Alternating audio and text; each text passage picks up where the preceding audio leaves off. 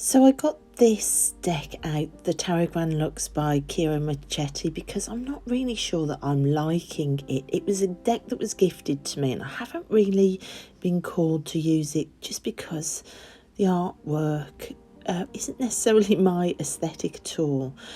So I decided to just trial it and give it a go. So here I am with my morning coffee, and last night I pulled this reading and it freaked me out. I mean, you've got death as a clarifying card. The bottom row I pulled the Tower and the Five of Wands, the Wheel, the Four of Cups, the Empress. The top row is a panic clarifying row because I saw the Tower, I saw death. I'm feeling really poorly. None of that bodes well. But then I looked again, and this Tower card in this deck, it looks like a home. Look, all the lights are on behind the windows. It looks like a home that somebody's really spent time building. And then this Five of Wands, sorry, the Seven of Wands, he looks like he's on the same tower, but it's being destroyed. And I have lived through being left on my own, battling many people who are trying to destroy a home and everything that I've pieced together for my family. Postmans have just arrived. The dog is going crazy in the background. Anyway, these two cards together made me think about the external forces, the lightning coming in and the way I had to battle it, and the way now that the Wheel tells me to, to hold on to hope that the magic rolls round, and that was a really bad season. It speaks to me of seasons. But then this Four of Cups, we're really in the realms of the way we think about things, longing for what would have been and ignoring what you have now. So being lost in those thoughts and what do I have now? Look at that Empress card, me, the kids. There are loads of mothers with babies on that card. There's that garden, there's a magic tree. Look at all the babies and the moms. If that doesn't sum up what I have now. So this bottom row, I thought to myself, gosh, this is about the way we think, about the things that we've gone through, and not focusing on external forces that tried to do you in. It's the death of that way of thinking. And if we look either side of the death card, we've got swords all along that top row. We've got the Ace of Swords, we've got the Page of Swords, and we've got the Seven of Swords to clarify. This is a reading about the way we think. And look at the placement. We've got the Seven of Swords above the Tower, and we've got the Page of Swords, the Truth Seeker, above that Seven of Wands, a person trying to defend it all. I found that placement really fascinating. Look at that. So the Seven of Swords above the Tower, this deceptive, manipulating energy trying to steal things off you. But then we've got the Ace of Swords, new thought, leading to the Ten of Pentacles, legacy.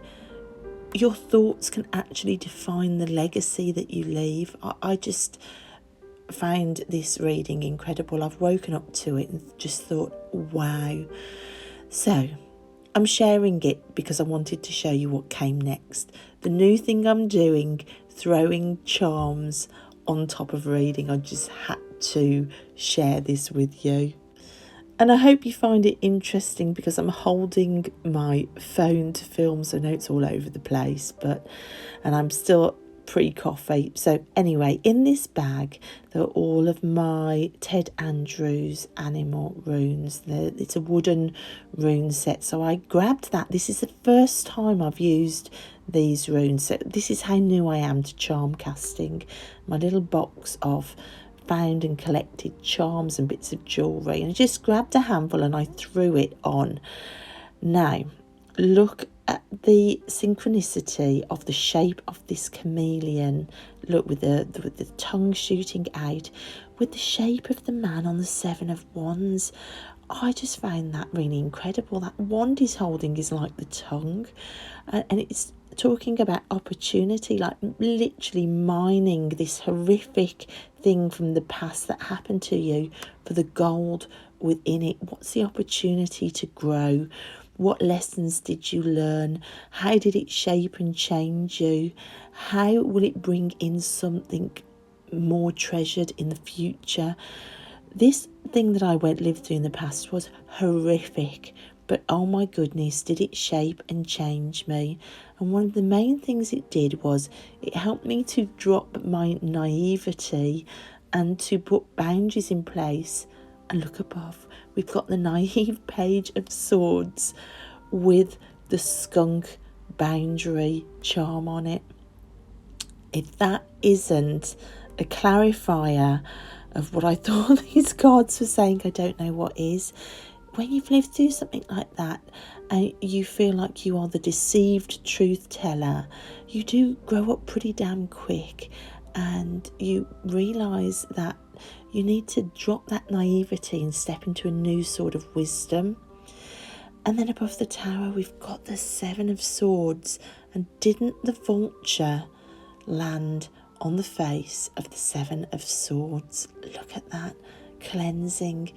I tell you what, stepping into a new, less naive space helps you cleanse out the vultures in your life, the people who are just trying to destroy the tower behind your back.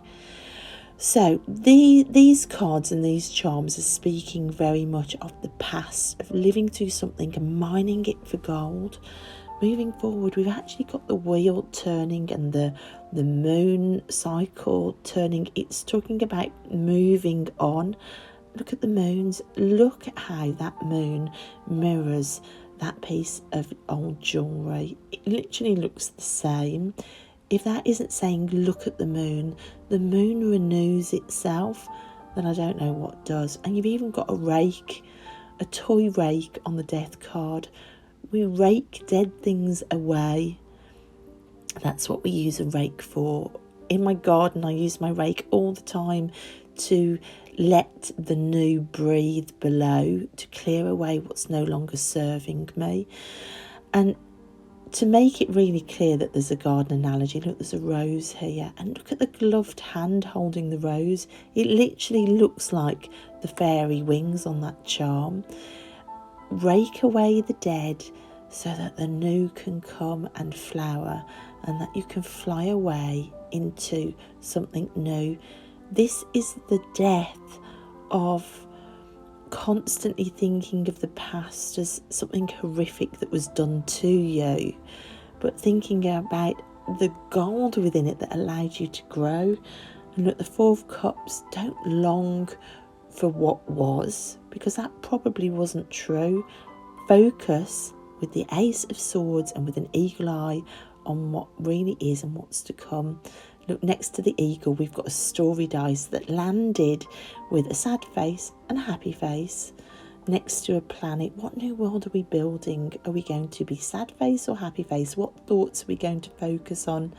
And this one made me laugh. Look, the mating relationship nest. Perhaps I could step into new relationships when I start focusing on what I actually learned rather than the pain of what was done. And then that helps you build legacy, doesn't it? So I just really wanted to share this with the story dice and the wooden animal runes set on there, and my charms that are just like beads and old toys and bits of broken jewellery, just to show you how incredible so far I found throwing charms on top of a tarot reading. It really, really helped to tell the story of this reading, to point my eye to what I needed to focus on and to clarify. I just am loving it, and I really, really wanted to share it with you. So thanks so much for watching, guys. I hope you enjoyed that. I hope you found my new adventures into charm casting and how it's helping me interesting, and I encourage you to start collecting bits of old jewellery and charms in a box to do this, because it is so interesting to do. Okay guys, thank you so much for watching, and I'll see you next time.